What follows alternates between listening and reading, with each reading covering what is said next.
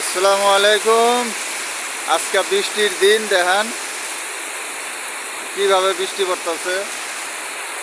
এই একটা মুরগি দেখেন বুকের নিচে কতুরি বাচ্চা নিয়ে বয়ে আছে, দেখছেন না? এরই নাম হয়েছে মা। আটটা বাচ্চা, আটটা বাচ্চা বুকের তলে নিয়ে বয়ে রয়েছে। এটাই হলো মায়ের ভালোবাসা। জানোয়ারও বুঝে তার বাচ্চার কিরম আদর। দেখেন সামনেই ঘর আছে, কিন্তু ঘরে আসতে পারে, কিন্তু না এসে ওইখানে বৃষ্টির মধ্যে দাঁড়ায় রয়েছে।